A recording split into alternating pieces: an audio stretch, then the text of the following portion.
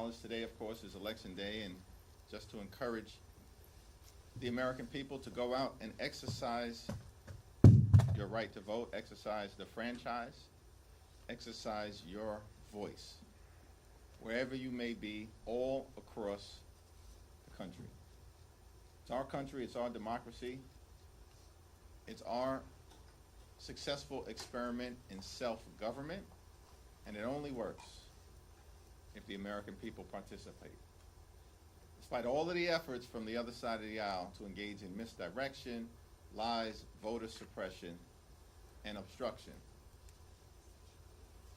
the will of the American people is going to prevail today. Here in America, the cost of living is way too high. Donald Trump and Republicans promised that they were going to lower costs on day one. But costs aren't going down, costs are going up. The Trump tariffs are making life more expensive for everyday Americans by thousands of dollars per year. Inflation on the way up. Grocery costs, way up. Housing costs, way up. Child care costs, way up. Electricity prices through the roof, and the American people know it. That Donald Trump and Republicans have failed to make their life more affordable. And now in the midst of this 35-day Trump-Republican shutdown, Republicans refuse to extend the Affordable Care Act tax credits, which is going to result in tens of millions of Americans experiencing dramatically increased premiums, co-pays, and deductibles. In some cases, everyday Americans, working class Americans, and middle class Americans are going to see their health insurance premiums increase by $1,000 or $2,000 per year because of the Republican refusal to extend the Affordable Care Act tax credits. Donald Trump and Republicans in the House and the Senate have failed the American people, and the American people know it. Democrats will continue to fight to lower the high cost of living, to fix our broken health care system, and to clean up corruption. In the Congress, in the courts, and certainly as it relates to Donald Trump and his administration, the most corrupt administration in American history. We want to reopen the government. We want to find a bipartisan path forward toward enacting a spending agreement that actually makes life better for the American people, that lowers costs for the American people, as opposed to the Trump economy where things are getting more expensive by the day. And of course, we have to decisively address the Republican health care crisis that is crushing the American people all across the land. Questions? We hear there's a little bit of a falling next door in the Senate on this. We don't know what that means or what that would look like. But considering the exercise that Democrats do not think through enough, how much skepticism will there be from House Democrats on any sort of an agreement that would come over from the Senate? We said from the very beginning that we will evaluate in good faith any bipartisan agreement that emerges from the Senate, reopens the government, makes life better for the American people, and decisively addresses the Republican health care crisis. Until we see details, we're not in a position to do much more than that. Are you more optimistic than you were based on what you're hearing next week? We're in the middle of a 35-day government shutdown. Donald Trump is unlawfully withholding billions of dollars in SNAP benefits from 42 million Americans and 16 million children. There's nothing to be optimistic about relative to the cruelty and the pain that Donald Trump and Republicans continue to inflict on the American people. There's nothing to be optimistic about when it comes to the fact that Donald Trump shut the government down. They're forcing hundreds of thousands of people to be out on furlough or to work without pay. They refuse to address the health care crisis that Republicans have created. In a year where they enacted the largest cut to Medicaid in American history, hospitals, nursing homes, and community-based health centers are closing because of Republican policies all across America. The country is facing the possibility of a $536 billion cut to Medicare at the end of the year if Congress doesn't act. And Republicans are refusing to extend the Affordable Care Act tax credits because they would rather gut the health care of the American people. There's nothing to be optimistic about because of what Trump and Republicans have done to this country. They've gone way too far, and the American people know it, and the results today are going to decisively reflect that fact. Can I follow up? Sort of finer point on that. You said in September, any agreement related to protecting the health care of the American people has to be ironclad in legislation. It does not sound like whatever you're determined out of the Senate will be in legislation. Will you accept something that is a handshake deal? It's the same answer that I just gave. I know that the filibuster is a mechanism, but President Trump has repeatedly, recently and this morning called for Senate Republicans to abolish the filibuster, pass the CR with a simple majority, and also a host of other Republican priorities. You criticized him for not inviting the legislative leaders to the White House to negotiate. What are your thoughts about him continuing to call for the abolishment of the filibuster within Hit that like button, hit that subscribe, everybody, on your way in. We actually got a good stream today. We're actually streaming Jeffries. We're gonna stream Caroline Levitt's earlier press release, and we're gonna stream something that Bernie Sanders had to say today. So we're going to react to all three of these videos today. Today is the second live we actually do it. Man, salute to the newest follower on Kick. We actually got 8 followers now. We gained a follower at some point today. So I don't know who you are. It doesn't tell me. But I appreciate you as being the new follower. Please hit that like button, hit that subscribe. We're actually streaming to 6 different platforms and 2 different formats. We're streaming on Kick, Twitch, and Rumble in horizontal made for your TVs left and right. And we're also streaming on Facebook, Instagram, and YouTube Shorts in vertical made for your phone. So please hit that like button, hit that subscribe, get in the chat section. Let me know, do you agree or disagree with this content? And share this live out to all your social media platforms. Like I said, man, we got 3 videos we're getting into. We're getting into Bernie Sanders, pause. We're going to get into Caroline Levitt and what she got to say, but I want to finish up with Hakeem Jeffries. the context of his unwillingness to negotiate? Does that indicate So they don't give the people asking the questions a mic, I guess. So whoever's asking them questions, we're not going to hear it because they don't have a mic. Well, Donald Trump has taken a my way or the highway approach to his presidency from the very beginning, and he's used to Republicans simply bending the knee to him. Because these Republicans on Capitol Hill, on the House side and on the Senate side, they don't work for the American people. They work for Donald Trump. And so he's going to continue to make his position clear until they eventually cave, which is what they always do. Because Republicans in this Congress have been nothing more than a reckless rubber stamp for Donald Trump's extreme agenda. And Donald Trump keeps making the point that Republicans have shut the government down, and they're the only ones that have the power to open it up. Republicans who have complete control of the House, the Senate, and the presidency. Republicans who are the ones who passed the one big ugly bill without a single Democratic vote.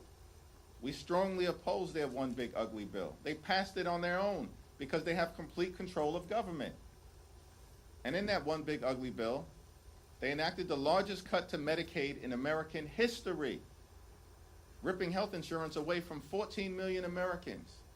And at the same time, they cut $186 billion from SNAP. That's the largest cut to nutritional assistance in this country's history. They literally, in July, ripped food from the mouths of hungry children, seniors, and veterans. And all of this was done so that Republicans could provide massive tax breaks to their billionaire donors in their one big ugly bill. And they did it on their own. My way or the highway in terms of jamming extreme Republican ideology down the throats of the American people. And so Donald Trump expects to see more of the same. from the puppets that are Republicans in the House and the Senate. You said that Republicans always cave. Neither of them said that the vote went there. So if I was to filibuster, are you saying that ultimately Donald Trump's request or demand will win out? If history is any indication, ultimately, compliant Republicans in the Senate are going to cave to the demands of their puppet master, Donald J. Trump. This election cycle, Republicans have relied heavily on critical issues and decisions. If they lose in Virginia and New Jersey, what does that say to you about Republicans' reliance and dependence on communicating and messaging on transition against Democrats? At this point, it's not a question of if Republicans are going to lose.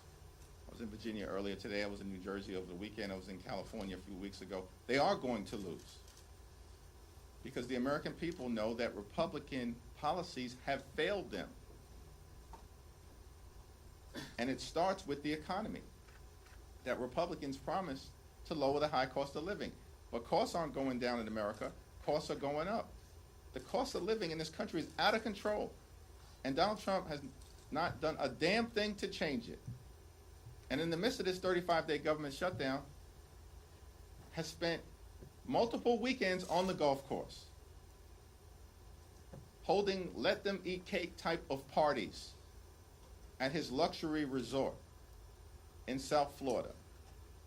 Found $40 billion to bail out a right-wing wannabe dictator in Argentina, and yet Donald Trump can't find a dime to extend the Affordable Care Act tax credits or provide nutritional assistance to hungry children in America to ensure that they can put food on the table.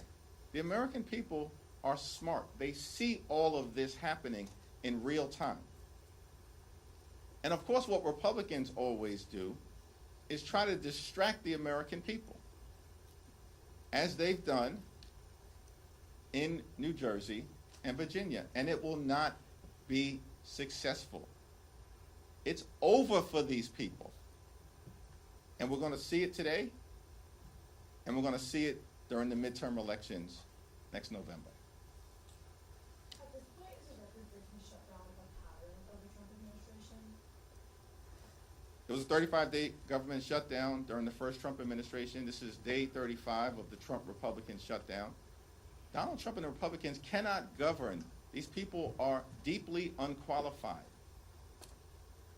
And they spent all of last year lying to the American people that they were going to lower the high cost of living, while at the same time distancing themselves from Project 2025.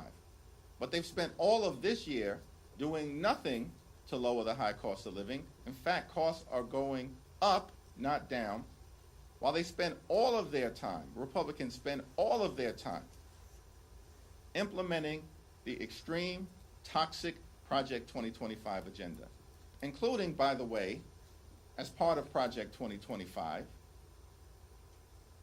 ripping away nutritional benefits and SNAP from the American people.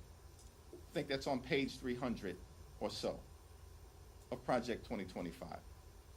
Shutting down the federal government, agency by agency by agency, part of Project 2025. Gutting the health care of the American people, as Republicans have done all throughout this year, part of Project 2025. And so the dysfunction, the cruelty, the inability of Republicans to make life better for the American people is, of course, now on full display. And Republicans can't blame anyone other than themselves, because they have complete control of the House, the Senate, and the presidency. Thank you so much. On Sunday, you said in an interview that you did not agree that Joe Johnny was the future of the Democrat Party. I'm just wondering, do you believe that a Democrat Party embrace of socialism would hurt the party's chance next November? And will there be a Democrat pivot away from Johnny and more towards the center following today's election?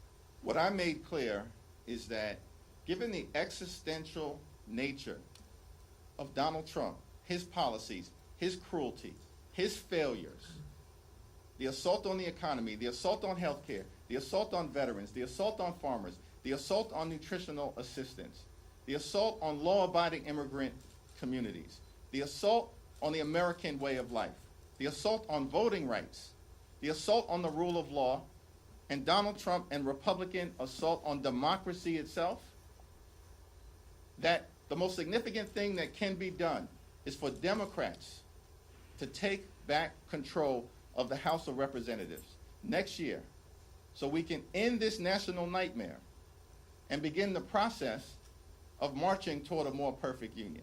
That's why these elections are going to matter. The midterms will matter. House Democrats will matter in terms of getting this situation turned around. And that's not pillow talk, that's real talk. Yeah, Rep. Swazi and Gottheimer are working on a bipartisan ACA plan, income cap, things like that. Is that something that you support or encourage at all? I think the conversation that has been led by Tom Swazi is being done in good faith and is all part of an effort to address the Republican healthcare crisis and to find a bipartisan path forward. But at the end of the day, it's been my view from the very beginning that traditional House Republicans aren't serious about doing anything meaningful, and they never have been. And so while I'm convinced that Tom Swazi, of course, is a common sense leader, and hopefully the Republicans who are communicating with him will get serious this time. But what we have seen over and over and over again, this happened during the course of the One Big Ugly Bill, they made claims about positions that they were going to take, like never cutting Medicaid or protecting the clean energy tax credits or not ripping nutritional assistance away from children. And then when these so-called traditional conservatives, these swing seat Republicans, were ordered by their boss, Donald Trump, to bend the knee and vote for the One Big Ugly Bill, that's exactly what they did. And so I am hopeful that this time will be different. And Tom Swazi is a great leader and has articulated principles that are designed to try to find a bipartisan path forward in addressing the Republican healthcare crisis, particularly as it relates to extending the Affordable Care Act tax credits. But it seems to me more likely that if there's a bipartisan agreement to emerge, it will emerge from the Senate, not the House. Back up. Leader Jeffries, have the ICE agents who put hands on LaMonica McIver been identified to you? You vowed they have their names. They have not been identified to me yet. As part of the court case, it's our expectation that they will. Thanks. I have a question about California's Proposition 15 that appears poised to pass pretty comfortably today, and as that momentum has been building the past. I don't like the fact that the people asking the questions reemerge don't have a mic. through districts, like in Virginia. I don't know what they're asking. Has the positive response in California to that effort influenced kind of the efforts of Democrats across the country to go back at, some of these? We've been clear from the very beginning. I said it months ago, that Democrats would not let Donald Trump and Republicans gerrymander the national congressional map as part of their effort to rig the midterm election. We said it months ago. And that California would be the beginning, but that there would be a decisive Democratic response throughout America, from coast to coast, and at all points in between. And now, the American people can see that we absolutely are determined and committed to a continuing response that is decisive, that is immediate, that is forceful, and that is designed to ensure that there are free and fair elections in this country when it comes to deciding which party should control Congress in 2026? Democrats will not unilaterally disarm. Democrats recognize the moment that we're in, that the pushback will continue to be ongoing and forceful, and we will not allow Donald Trump and his Republican sycophants to undermine a free and fair national congressional map as part of his toxic effort to rig the midterm elections. If I said it, I meant it. Next question.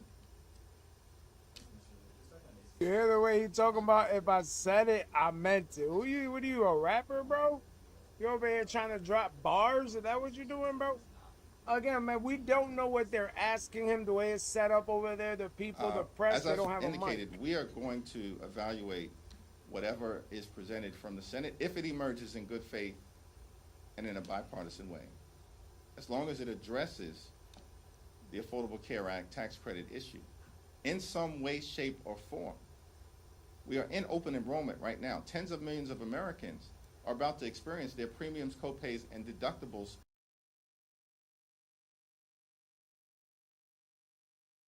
He's right. They are going to skyrocket. But they're going to skyrocket because of what you guys put in place.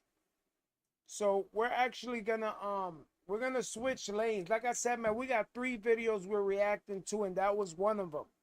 We're waiting for the screen to come back. Once it do, you guys are going to see the next video that we're reacting to. We're just waiting for it to come. There we go. So we're going to react to this Bernie Sanders. This is from today. And we're going to react to what Caroline Leavitt said today, too. So we're going to react to this Bernie Sanders clip, and then we're going to wrap it up with the Caroline Leavitt clip. So please get in that. Caroline Leavitt had a press release and a press briefing today at the White House. Man, and salute to the new follower over there on Kick, man. We got 8 followers now. Salute to everybody watching on all the platforms, man. I appreciate you. Make right now will impact this country for generations to come. In America today, we have a megalomaniacal president who, consumed by his quest for more and more power, is undermining our Constitution, the rule of law, and is pushing this country closer and closer toward authoritarianism. I'm talking about a man who threatens to arrest and jail his political opponents, right here in the United States of America. Not debate political opponents, not respectfully disagree with opponents. You oppose me, we're going to prosecute you. This is a man who is deploying the U.S. military, our armed forces, into democratic cities and allowing masked ICE agents to pick people up off the streets and throw them into vans without due process and take them to God knows where. I'm talking about a president who has sued virtually every major media outlet because he cannot tolerate criticism, who has taken funds away from PBS and NPR because he doesn't want objective reporting about what his policies are doing.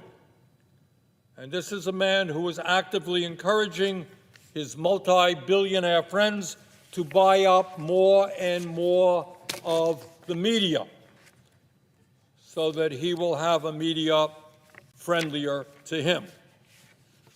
This is a man who has extorted funds from law firms and is withholding federal funding from states that voted against him. Can you imagine that? There has never been a president, Republican or Democrat, who did not understand that he was president of the United States.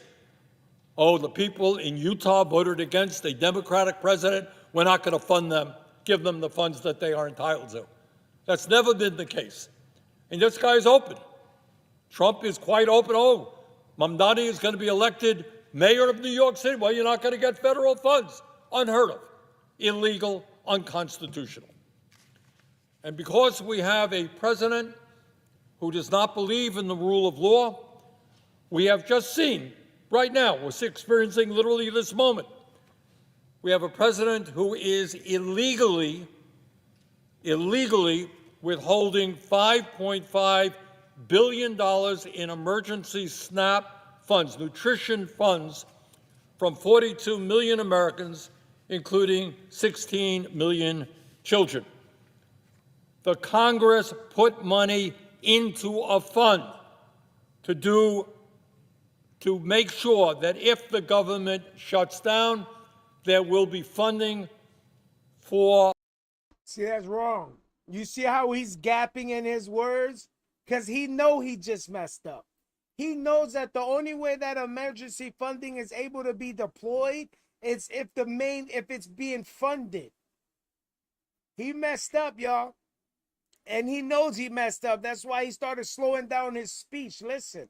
Nutrition funds from 42 million Americans, including 16 million children. The Congress put money into a fund to make sure that if the government shuts down, there will be funding. Nutrition funds from 42 million Americans, including 16 million children. The Congress put money into a fund to make sure that if the government shuts down, there will be funding for the millions of people who depend upon SNAP funds. And Bernie Sanders knows he just messed up. Because Bernie Sanders knows that fund, the way Bernie Sanders just messed up. And he knows that the way this funding goes to the SNAP program, the emergency funding, it's only if the main program has to be funded for the emergency funding to be deployed. So Bernie Sanders just messed up. That's why in his speech, he started to slow his words down. Please, get in that chat section. Let me know, do you agree or disagree with this content? So that children in America and their parents and their grandparents will not go hungry in the richest country in the world. And Trump says, no, I'm not going to do that. I'm going to withhold the funds. But then he announced, changed his mind, and he announced he would comply with the court orders. It told him that he had to release the funds. Okay, I'll comply with those orders and release the funds. And then he announced this morning, that he was not going to release the funds and would allow children in this country to go hungry. But wait a minute. A few hours later, a spokesperson for the White House said that he would comply with the court's order.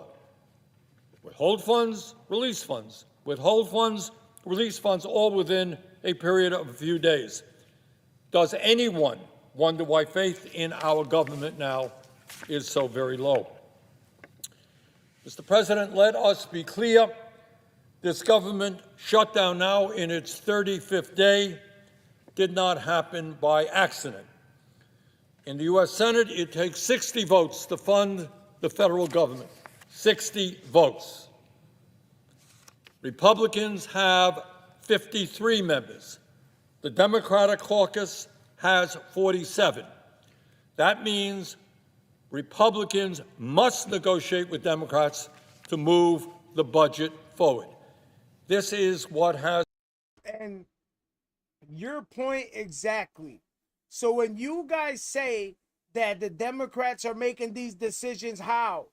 If you need 60 votes and we only have 50, and the Republicans only have 53, that means they're unable to make decisions on their own.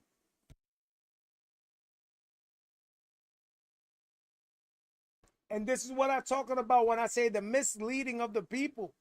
You guys are saying that the Republicans are making decisions on their own and they're doing whatever they want, that they run everything, when just by you yourself have made people aware that the Republicans do not have the power to do everything. They need 60 votes and they only got 53 people in there. So they cannot do anything on their own. has always happened until now. Common sense. You don't have 60 votes, you got to sit down and negotiate with the minority. That's what Republicans have done. That's what Democrats have done in the past. But right now, for the first time in modern history, Republicans are simply refusing to come to the table and negotiate. What they are basically saying, it is our way or the highway. Yeah, we need 60 votes, but we're not going to you. You have to come to us. This is the way it will be. To make matters worse, the Republican contempt for negotiations is so bad, so absurd, that the House Speaker, Mike Johnson, has given his chamber, House of Representatives, a 6-week paid vacation. They're not here in Washington, D.C. We're in the middle of a government shutdown.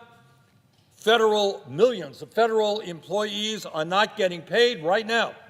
They are wondering how they're going to feed their families. Federal employees are going to food banks, worried about paying the mortgages. Right now, millions of Americans are receiving notices from insurance companies, and their insurance premiums are rising precipitously, double, in some cases tripling. And as I mentioned, people are worried about whether or not they're going to get their food stamps and other nutrition programs. That's what's going on. But the House of Representatives is not in town. They're on a paid vacation. How absurd, how insulting is that? So the bottom line, though, Mr. President, is really, what is this whole conflict about? Democrats accusing Republicans accusing Democrats, media does its thing. What really are the issues that we are talking about? So let me tell you what, in my view, is going on. I think almost everybody in the country understands that we have an economy today in which the very wealthiest people in this country, the oligarchs who were sitting right behind Trump at his inauguration, multi-billionaires, they have never, ever had it so good. They are making huge amounts of money. But at the same time, as the very richest people in America are becoming richer, Trump and my Republican colleagues want to pass a budget that throws 15 million low-income and working-class Americans off the health care they have by slashing Medicaid and the Affordable Care Act by $1 trillion. On one hand, they want to give massive tax breaks, $1 trillion in tax breaks to the 1%, and they're going to pay for that by cutting Medicaid and the Affordable Care Act by $1 trillion, throwing 15 million people off the health care they have. Mr. President, it is no great secret that well before Trump, before this whole shutdown and cuts to Medicaid and the Affordable Care Act, no secret to any American that our current health care system is broken, it is dysfunctional, and it is cruel. Today, despite spending twice as much per capita as almost any other, the people of any other major country on earth, 85 million Americans are uninsured or underinsured. Before these cuts, 500,000 Americans are going bankrupt every year due to medically related debt. Bad enough you have cancer or some other terrible disease, and in addition to worrying about whether you're going to stay alive, you got to worry about how you're going to pay hundreds and hundreds of thousands of dollars in medical bills. Many can't. In fact, 42% of cancer patients drain their entire life savings within 2 years of their diagnosis. If that's not a broken system, I don't know what is. Mr. President, 1 out of every 4 cancer patients lose their homes to foreclosure or eviction because of the outrageous cost of health care in this country. And in the midst of all that, a broken, dysfunctional, and wildly expensive health care system. The crazy part is that the way he words all this, like it's all Trump's fault. Like if Trump was president 2 years ago, and this is all him, like this is all his doing. Like all the money that's going to healthcare, he acting like all that money's going into Trump's bank account. Yo, it's be the wildest, man. Get in that chat section, man. Let me know what you think about this content, man. This is today's actual second stream. Let me know what you think about today's content, man. Hit that like button, hit that subscribe. Get in that chat section, man. Let me know what you think. Trump wants to make the situation even worse by throwing 15 million people off of the health care they currently have. So what happens when you do that? What happens if you say to 15 million low-income and working-class people, sorry, you no longer have health care? Well, it's not hard to understand that people can't go to a doctor, and if they have a chronic health care problem, you know what happens to them? They die. So let's be clear about it. When you throw 15 million people off the health care they have, according to a variety of studies from Yale, University of Pennsylvania, up to 50,000 Americans will die unnecessarily each and every year. These are people who, if they had decent health care, would not have to die. That is what we are voting on. That is what we are debating right now. Will we allow 50,000 of our fellow Americans in every state in this country to die unnecessarily? And let us be very clear. These cuts will not only kill people, not only throw 15 million off the health care that they have, it will devastate nursing homes that are highly dependent upon Medicaid for their funding. It will devastate community health centers and rural hospitals all over this country. That means the quality of care in nursing homes, in rural hospitals, and in community health centers will deteriorate. In other words, the budget that Trump is demanding to be passed here in the United States Senate will be a horror for working families all across this country. But that's not all. That's not all. It's not just throwing 15 million people off the health care they have. At a time when health insurance in this country is already outrageously expensive, people can't afford it today. Trump's proposal, his big, beautiful bill, and what he wants Democrats to do is to vote for a budget that doubles health care premiums. In my state of Vermont, it's not just doubling, some cases tripling, even quadrupling. So how, when right now people can't afford health care, how are you going to see a doubling of your premiums, a tripling of your premiums? That is going to impact some 20 million Americans, many of whom, by the way, are getting their notices right now from insurance companies, people who are on the Affordable Care Act. Mr. President, according to every poll that I have seen, the American people, quite understandably, by overwhelming margins, do not want to see a doubling of their health care premiums. According to the Kaiser Family Foundation, 78% of Americans, including 59% of Republicans, want to extend the Affordable Care Act tax credits. Now, I have got to say, I'm not a great fan of the Affordable Care Act. I believe that we should do what every other major country on earth does and guarantee health care as a human right through a Medicare for all single-payer program. You want cost-effective, universal health care? That is the way to go. Unfortunately, I don't have a lot of support for that here in the Senate. So our immediate job, at least, is to make sure that 20 million people... Yeah, because you don't, the shit you saying don't make sense. You're saying that you want free Medicare. Well, who's going to pay the doctors? Imagine that. You're like, yeah, we're going to be, but what if you're the doctor? Who's paying you? What if you took all these years to learn all these intricate details and how to become a brain surgeon? Do you not get rewarded for that now? Like, who's paying for all this? Who's paying for the medication? Well, you're talking about higher taxes. That's why nobody's supporting you, bro. You're talking about higher taxes. And you're trying to figure out, Yo, you got a shit pie and you're trying to tell everybody that it's chocolate cake with chocolate frosting. Nah, buddy. Everybody can tell that that's a shit pie you're talking about, Bernie. People who get their health insurance through the Affordable Care Act do not see a doubling of their premiums. And this impacts, believe me, not just Democrats, but Republicans as well. Tony Fabrizio, President Trump's own pollster, has said, and I quote, this is Donald Trump's own pollster, quote, by broad bipartisan margins, voters want to see the Affordable Care Act tax credits extended rather than expire at the end of the year, whether in the context of premiums doubling or 5 million families losing their health insurance.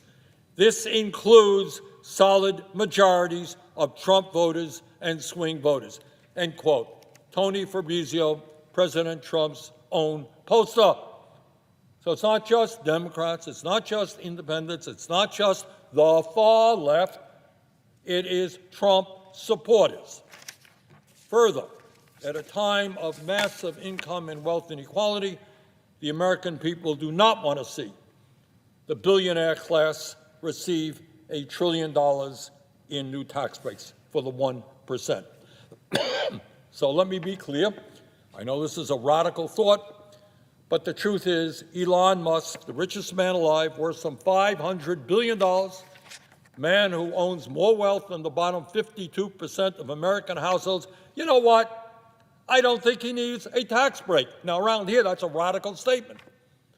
Nor does Mr. Bezos, nor does Mr. Zuckerberg, nor does Mr. Ellison, nor do anyone in the top 1% who today are doing phenomenally well.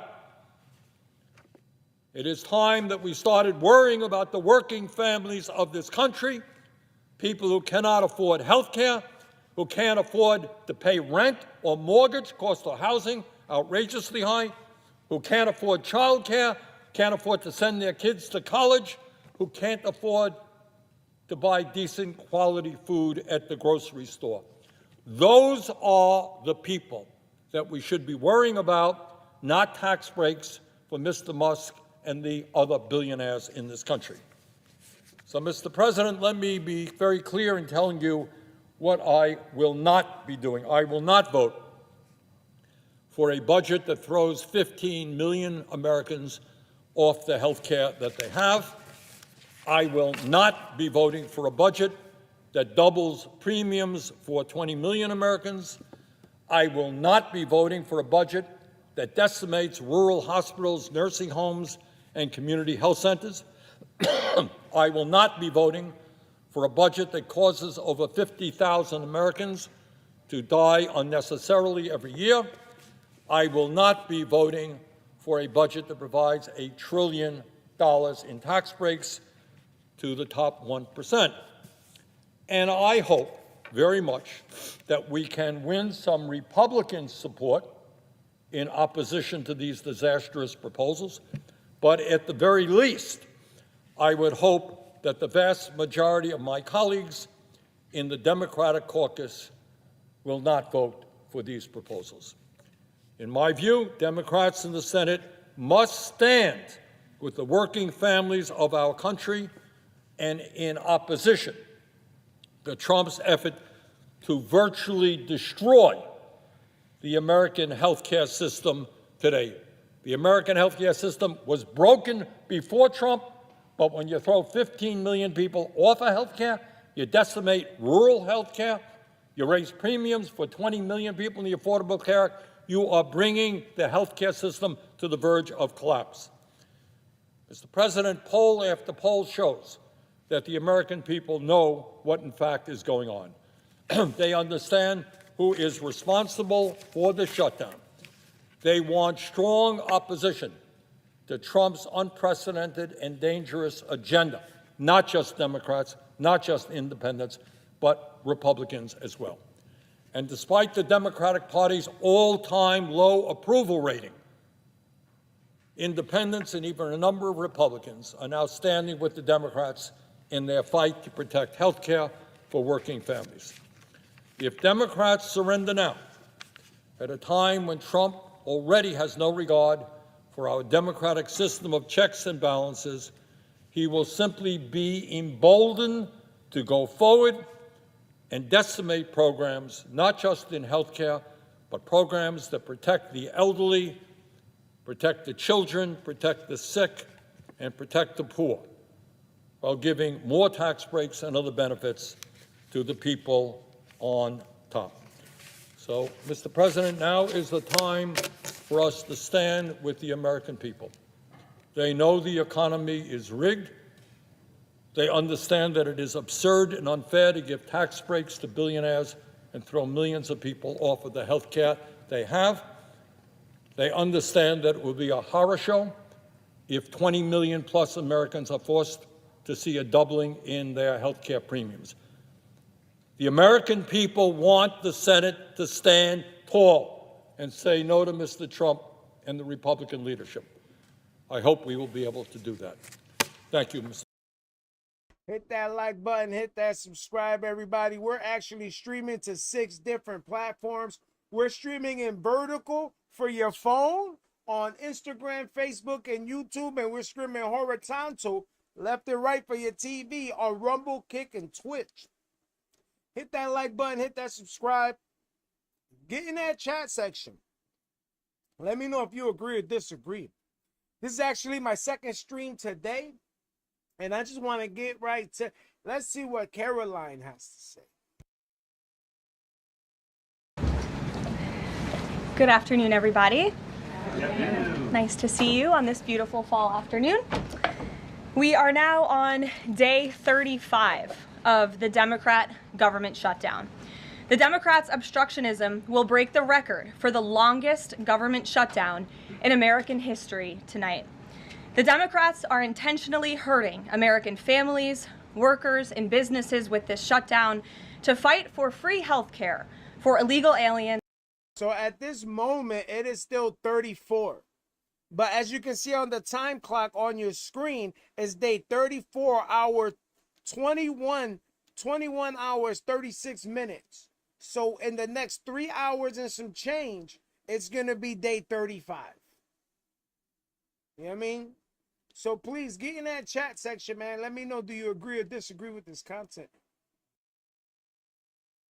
And to appease their radical left-wing base. And it's a total disgrace.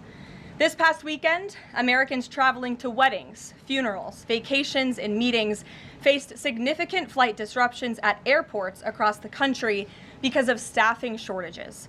On Sunday alone, more than 5,000 flights traveling to and from U.S. airports were delayed. Since the Democrat shutdown began, 4 times as many staffing shortages have been reported at air traffic control facilities compared to last year. TSA checkpoint wait times ballooned past 3 hours at Houston's George Bush Intercontinental Airport, with some passengers enduring up to 5 hours in line. At nearby William P. Hobby Airport in Texas, security wait times are routinely exceeding 1 hour. More than 13,000 air traffic controllers are continuing to work without pay. Because of the Democrats, these men and women who keep our airspace safe and moving will miss a second paycheck in a row this Friday if Democrats refuse to open the government. Let me be clear to our incredible air traffic controllers across the country. President Trump and Republicans want you to get your paychecks. They want you to be paid. Please call on your Democrat senators and tell them to side with President Trump and Republicans to vote to reopen the government. Our nation's 4 largest airlines, United, Delta, American, and Southwest, have now all endorsed the Republican nonpartisan clean funding bill to end the government shutdown. Major unions, collectively representing tens of thousands of pilots, have also joined the airlines in calling on Democrats to pass the clean nonpartisan CR. The travel industry is also imploring Democrats to end the shutdown and reopen the government. Nearly 500 companies and groups in the travel business, including casinos, hotels, and convention bureaus, signed a public letter warning that America's travel economy has already lost $4 billion due to this Democrat shutdown, and they have called for the Republican CR to be passed, saying, Americans expect and deserve a fully functioning federal government during the peak holiday travel season. Never before have we seen private industry and union leadership so unified on the same issue, rallying behind Republicans in such a vocal way. The Democrats have completely lost the plot. They are endangering the safety, prosperity, and livelihoods of millions of Americans. It's well past time Democrats do what they did 13 times under Joe Biden and pass the clean funding bill extension. All we need are 5 Democrat senators to put country over party and vote to end this reckless shutdown. In other news, tomorrow will mark the 1-year anniversary of President Trump's historic election victory, where he won nearly 80 million votes, the popular vote, in all 7 swing states. This was the ultimate poll on November 5th. The president secured a mandate to make America great again, and he has delivered in record time. Never before have we had a president who has kept their promises like President Trump has. I'd like to go over a few of those with you. In less than 10 short months, President Trump signed the largest middle-class tax cut in history, including no tax on tips, overtime, and Social Security to put more money back into the pockets of the American people. The president ended the southern border invasion of the Biden administration, made our border the most secure in history, and he is carrying out the largest mass deportation campaign of illegal aliens in our nation's history to protect our homeland, just as promised. President Trump has aggressively taken on drug cartels by declaring them as foreign terrorist organizations and even blowing up narco-terrorists who have tried to poison the American people with fentanyl and other illegal narcotics. President Trump defeated the Biden inflation crisis, and he continues to implement a pro-growth, America First economic agenda to make America affordable again, and we are seeing the results of that every day. Inflation has remained low and steady, averaging just 2.5% compared to the painful average of 5% under Biden, and we know it was historically higher than that for most of President Biden's term. Meanwhile, real private sector wages are on track to rise by almost $1,500 since President Trump took office, a significant change to the Biden years where private sector wages declined and were being wiped out by inflation. President Trump has ended the reckless war on American energy and unleashed energy dominance, with gas prices now plummeting to their lowest average levels in more than 4 years.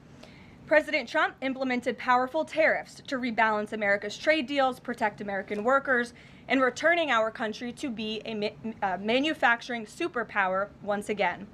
As a result, the president has secured trillions and trillions of dollars in private and foreign investments into the United States, which are creating high-paying jobs for the greatest workforce in the world. The president has restored America's place as the leader of the free world through his unwavering peace through strength foreign policy that has already ended 8 wars and counting. And the president ended illegal DEI initiatives in our federal government and is returning our country to a merit-based society based on common sense. President Trump protected opportunities for women and girls to compete safely and fairly by continuing to keep men out of women's sports. Americans have a president who works tirelessly, literally 24/7, to improve their lives and make our country better than it has ever been before. So with that, today we will open it up to questions, and we will start with our independent journalist in our new media seat, Julio Rosas. Julio, please start. Thank you. Thanks, Caroline. So over the weekend in Mexico, a mayor in Michoacan, Carlos Manso, he was assassinated while celebrating Dia de Muertos with his family. His assassination has sparked a lot of outrage. A lot of Mexicans are very upset. They're blaming President Claudia Sheinbaum for not taking the cartel threat seriously enough. Yesterday, she said that, once again, she's not going to allow any foreign military intervention to take on the cartels on Mexican soil, and that Mexico is not going to pursue a drug war similar to what they've done in the past. So my question is President Trump satisfied with Claudia Sheinbaum's approach to cartels? And if not, has Manso's assassination kind of opened up some new options for the United States to pursue regarding cartels? Well, first of all, with respect to this specific news item and this alleged assassination that took place in Mexico, I know the Trump administration, we are aware of that, and of course we condemn all political violence anywhere in all forms. As for Claudia Sheinbaum and the president's relationship with her, I think he has a lot of respect for her as president of Mexico, and he also really appreciates the coordination that she has provided to the Trump administration. I can't speak for her and what she's doing internally in her country. I can speak for the president in saying we are continually pushing Mexico to do more to tackle the drug trafficking and the drug cartels within their country, and we are working with them in any way that we can.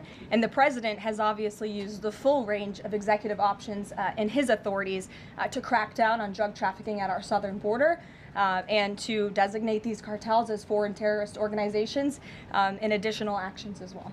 Just one more question. Sure. So at the Antifa roundtable that we were at just last month, myself and the other panelists made the recommendation to the president for, speaking of foreign terrorist organizations, to have Antifa not just be domestic terrorist organization, but be designated as a foreign terrorist organization since they have cells in other countries.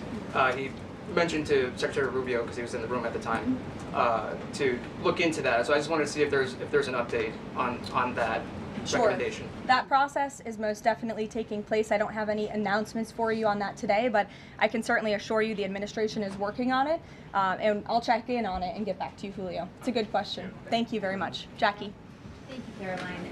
Zohran Mamdani blamed the president for bomb threats and intimidation at polling locations. He said, quote, part of the general approach of the Trump administration has taken to intimidate voters with baseless allegations of voter fraud as a means of trying to repress the voice of Americans across this country. I want to give you a chance to respond to that. Yeah, I saw those comments from Mamdani. I think they are completely irresponsible, and they are based on zero evidence. And I think this is just another example of how the Democrat Party unfortunately stands for nothing. All they stand against is President Donald Trump. And I think it's quite sad to see that we have someone at the top of the ticket on an election day today saying such things about the president when he obviously had absolutely nothing to do with those threats. And on the shutdown, Democrats have been pretty quiet about the president's push for the nuclear option, terminating the filibuster. Is there any concern around here that Democrats might actually want Republicans to get rid of the filibuster so that one day, when they're in power again, the door's already open for them to pack the Supreme Court, give statehood to D.C. and Puerto Rico, make mail-in balloting permanent, those kinds of things? I think the president has been very realistic and strong in his position on the filibuster. He's been very vocal about it. I just spoke to him about it. He feels really strongly about this.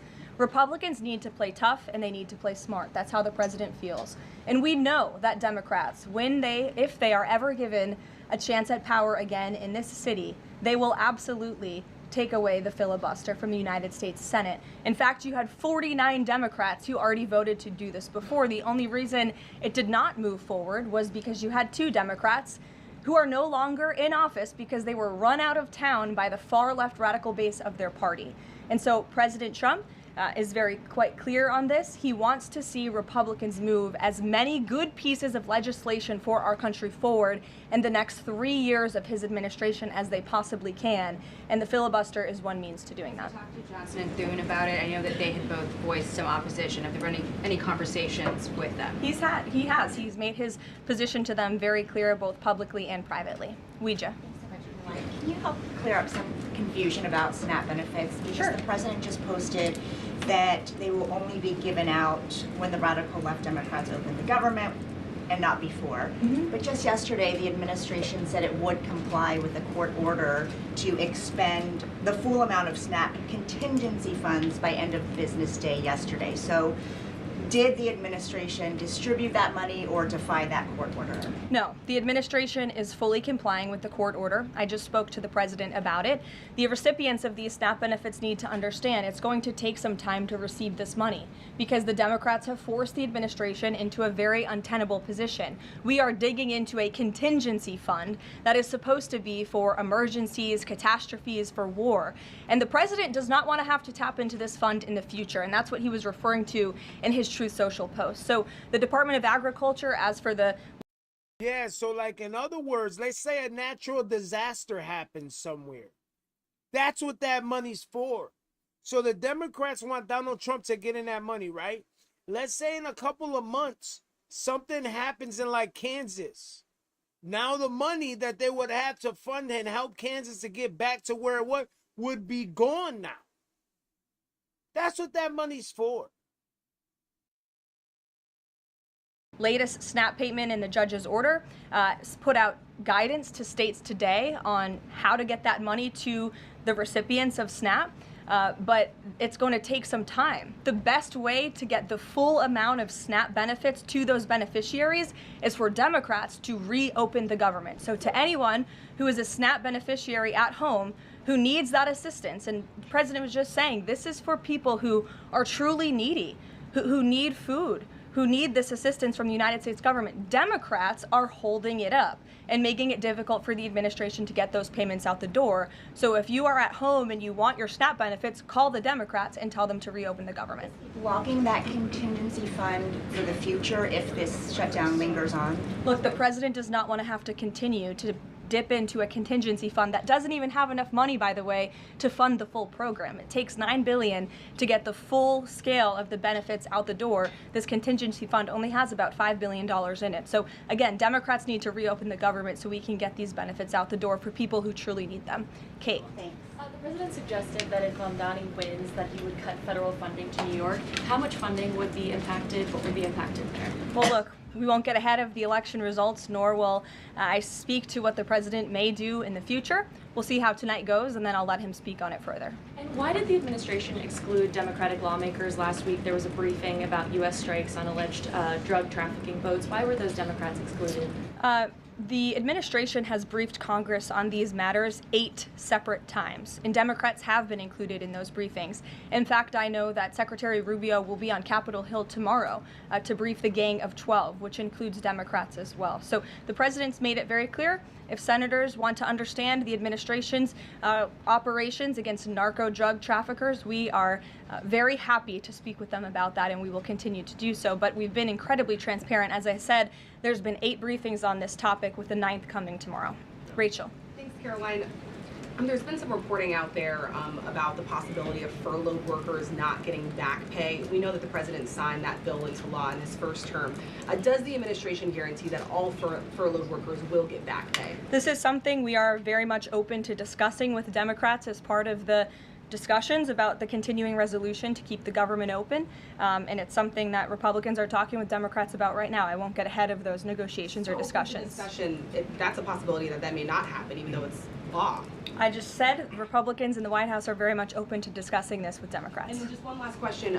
As this government shutdown now drags on, about to make history as the longest government shutdown in American history, can you talk about what the president is personally doing to try to see an end to this? He's pushing Republicans to keep voting and to keep opening up the Senate floor to vote for the clean continuing resolution. He had the Senate Majority Leader and the House Caucus Leader, Hakeem Jeffries, here at the White House to talk about this in the very early stages, to give them a chance to come to their senses and avoid this entire government shutdown at the very beginning. And they chose not to. And I think it's been very clear to everyone in this room and to everyone across the country that the Democrats are playing partisan politics with our United States federal government. And all Republicans have wanted to do for the last 35 days is reopen the government. That has been the president's position since day one. It is his position today on day 35. And all we need are 5 common sense Democrats with have a little bit of courage and come to the table and vote with Republicans. I saw Senator John Fetterman on television last night saying that he hopes more folks in his party will step up. And we certainly agree with him on that point. Sure. Caroline, the president posted on True Social that the voting underway in California is, quote, rigged. What evidence does he have of that, and what does it mean that mail-in ballots in that state are under legal and criminal review? By whom and why? And also, in this vein, does the White House still plan to issue an executive order banning mail-in voting, and what legal authority do you have to do that? The White House is working on an executive order to strengthen our elections in this country and to ensure that there cannot be blatant fraud, as we've seen in California with their universal mail-in voting system. It's absolutely true that there's fraud in California's elections. It's just a fact. evidence of that, It though. is just a fact. They have a universal mail-in voting system, which we know is ripe for fraud. And if you want to deny that, I'm happy to provide you all of the evidence for it. I'd be glad to send that to you after this briefing. Rigged. Fraudulent ballots that are being mailed in the names of other people, in the names of illegal aliens who shouldn't be voting in American elections. There's countless examples, and we'd be happy to provide them. As for executive action, the White House... You know what's crazy? That whoever's providing those ballots, those people should be arrested. Real talk. I think those people should be arrested and they should be doing federal time. That is a federal crime. Fake ballots? Come on, man.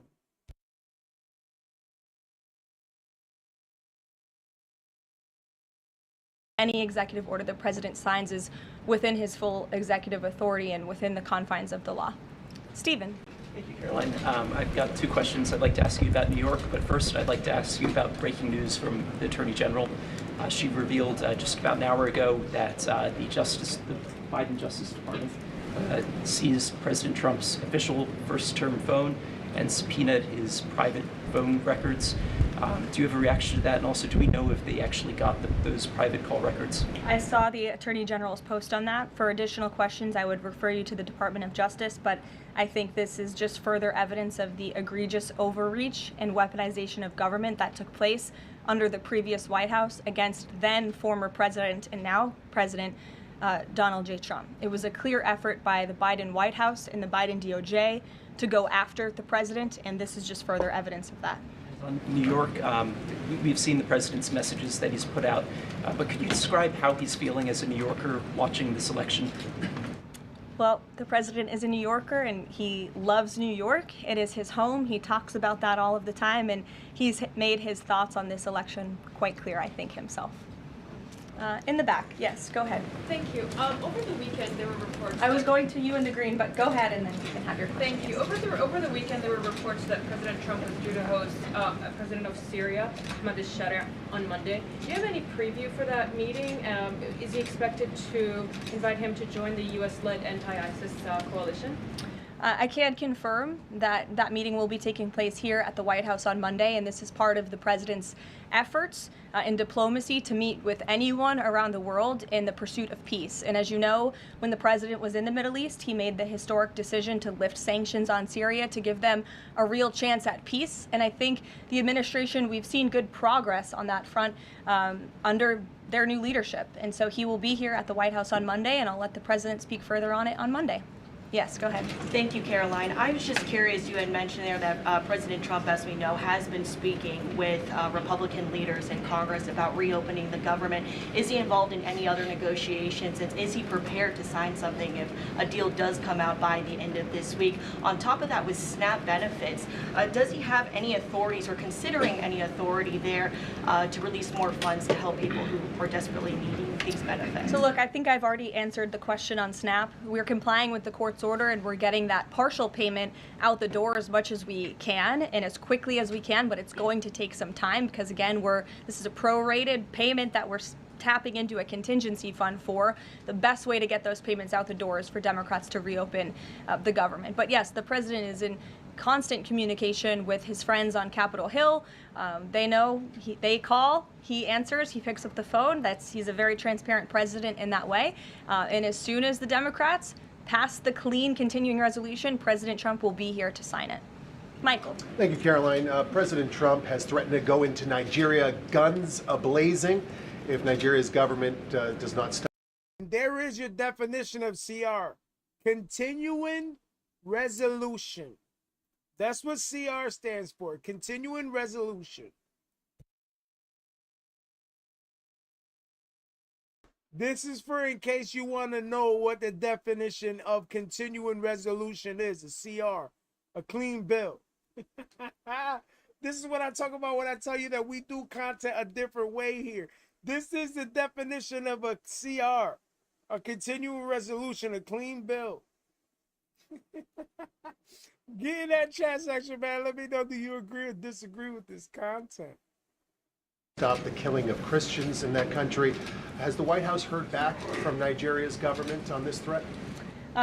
As the president stated, Michael, if the Nigerian government continues to allow the killing of Christians, the United States will immediately stop all aid and assistance to Nigeria and may take action to wipe out the Islamic terrorists who are committing these horrible atrocities, especially against innocent women and children. I don't have any further announcements on that for you today, but I can assure you the President of the United States is watching this situation unfold very closely, as is our Secretary of State, Marco Rubio. Question, Caroline. President Trump has endorsed Andrew Cuomo in New York City's mayoral race. He has not by name endorsed Winsome Sears in Virginia's gubernatorial race. Why is that? Look, as you know from this podium, I'm quite limited in what I can say with regards to ongoing political elections. I think the president has spoken for himself and what he wants to see take place in these elections today. Right. Lalit. Thank you. I would like to ask you about India-US relationship. What is President's thoughts on the future of India-US relationship? I'm sorry, Lalit, can you repeat that? What is President's thoughts on future of India-US relationship? I think he feels very positive and strongly about it. As you know, he recently, a few weeks back, spoke to Prime Minister directly when he celebrated in the Oval Office Diwali with many high-ranking Indian American officials here at the White House. We have a great U.S. ambassador to India in Mr. Sergio Gore, who will represent our country very well. And the president and his trade team continue to be in very serious discussions with India with respect to that topic. So I know the president has great respect for Prime Minister Modi, and they speak pretty frequently. Thank you. Hi, yes. The air traffic controller crisis ongoing. Secretary Duffy said he will now start to cancel and ground flights next week to maintain safety. Should people fly next week given this new information, and is the administration encouraging people to stop flying altogether and look at alternative transportation modes? The administration is encouraging Democrats to reopen the federal government so this chaos and disruption to our air traffic control system in the United States of America stops. It is ridiculous that we have even gotten to this place and that the Democrats have continued to shut down the government with 35 days, our air traffic controllers continuing to work unpaid, every single major airline in our country coming out and begging the Democrats to please reopen the government. And you had a Democrat staffer who was quoted, I believe in Politico a few weeks back, saying, short of planes falling out of the sky, we are not going to reopen the government. That is a reckless and dangerous statement from someone who didn't want to put their name on that statement, but we know it came from the Democrat Party.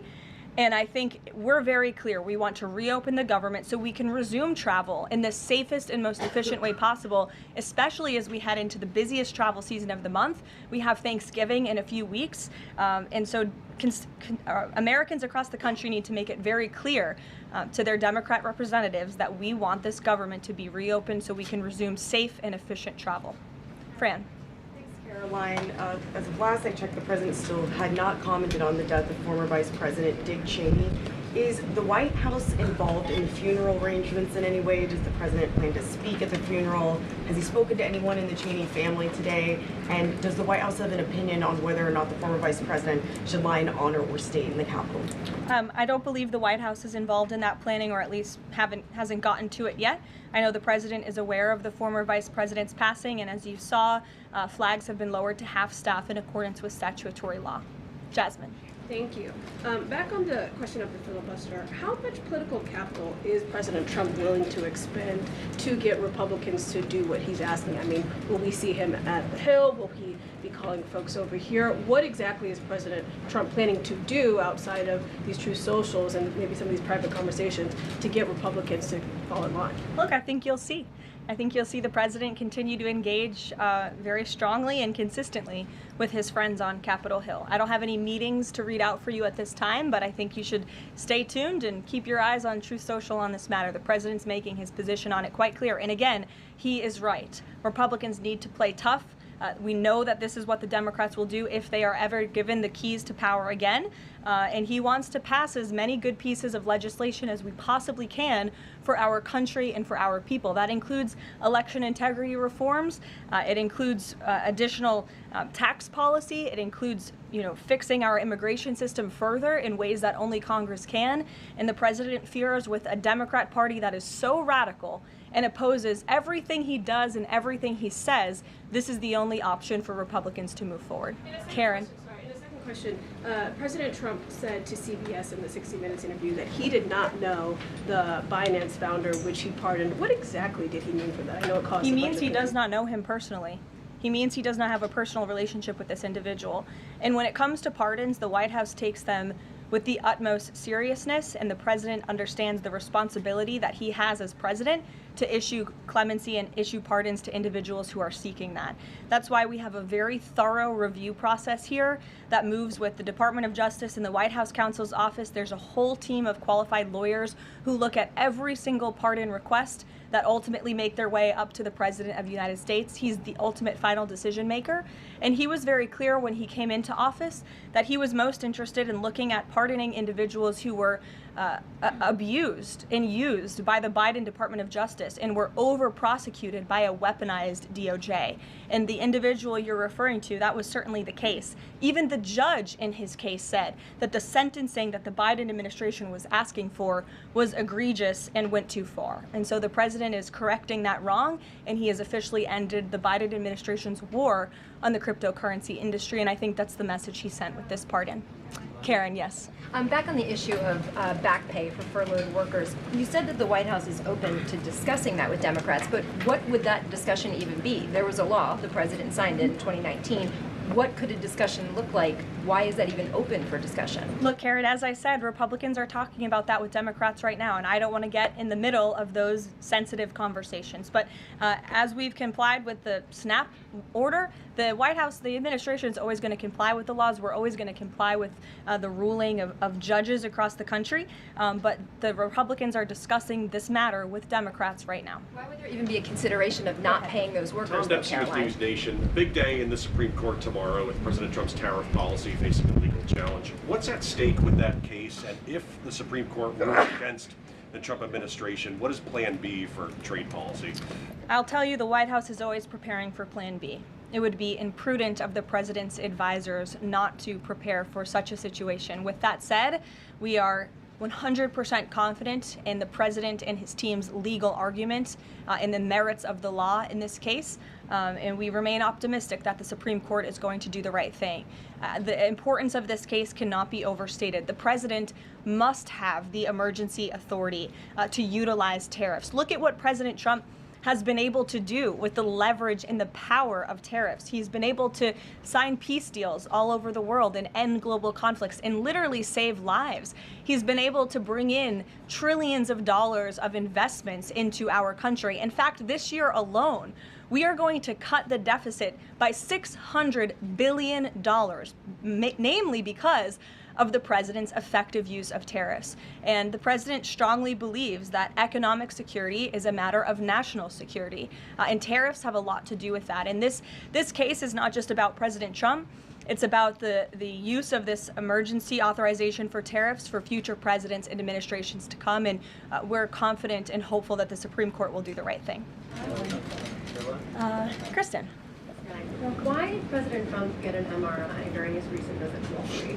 Look, as President Trump said, he would inquire with the physicians. I'll check back on that. But as the physical itself stated, Kristen, and as you all know, because you are all witness to it, every single day the president is in optimal physical health. This was a follow-up appointment, and we provided a detailed readout of that physical. I'm happy to give it to you again, and I can inquire further. With all due respect, an MRI is a very specific procedure. It's done on a part of the body looking for something specific, so it's not generally part of any kind of routine checkup. And in addition, President Trump has said that he wants to be transparent. He told us to ask the doctors, which we have and have not heard back.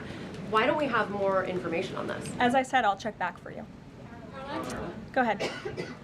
Karen, can you update us on the mediation efforts this administration is leading in Sudan, trying to achieve a ceasefire there? Sure, yes. The United States is actively engaged in efforts to bring about a peaceful resolution to the terrible conflict in Sudan. We remain committed to working with our international partners, including Quad members, Egypt, Saudi Arabia, the UAE, as well as others, to lead a negotiated peace process that addresses both the immediate humanitarian crisis and the longer-term political challenges. I actually spoke with Secretary Rubio about this morning, as of course there's been, kind of an uptick in recent reporting on the matter, and he assured me that the administration is very much engaged. We're in pretty frequent communication with those Arab partners that I just mentioned, and we want to see this conflict come to a peaceful end, just as we have with so many others, but the reality is it's a very complicated situation on the ground right now. Yes. Hi, yes. Just trying to go back into the subject of Mexico. Is the Trump administration planning to send U.S. troops to Mexico to combat drug cartels, as reported by other outlets? That's not something I would confirm from this podium if it were happening, so I will not comment on that. Eamon. Thank you, Caroline. Why did the president decide not to go to the...